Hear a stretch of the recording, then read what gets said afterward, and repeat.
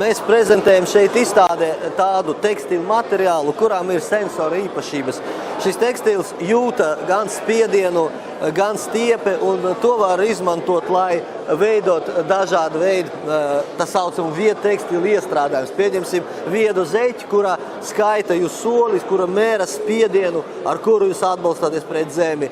To var izmantot sportisti, lai kontrolē, cik pareizi viņi, pieņemsim, skrien.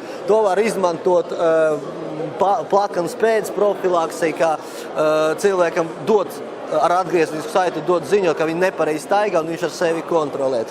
Un tādu pašu veidu tāds tekstils, mēs to tekstilu var izmantot, pieņemsim, kreklām. Un bērni bieži pie datora sēž ar apaļo muguru, un tad šāda tipa krekls arī kontrolē, kā viņi sēž, vai pareizi ar taisno muguru, vai viņi sēž šitādi. Nu, šādu tipu materiālu var lietot, lai izveidot tāda tipa zeķi.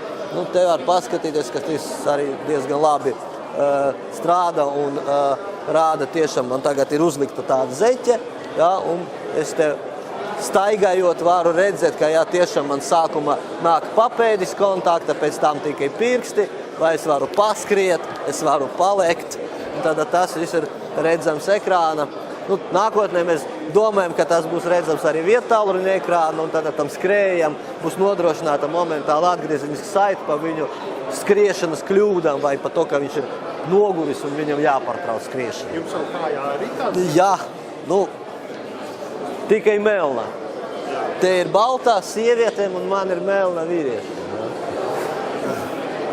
Tātad uz rokas ir cimds? Uz rokas ir attiecīgs cimds, jā.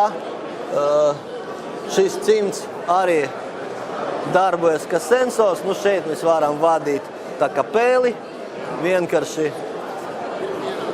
kustinot pirkstu, viņš man reģistrē to kustību. Jā, bet, nu, tā kā demonstrācija tas ir pietiekoši, bet galvenais šī auduma mūsu mērķis ir šī stājas kontrola. Tas ir galvenais mērķis, ko mēs temējam.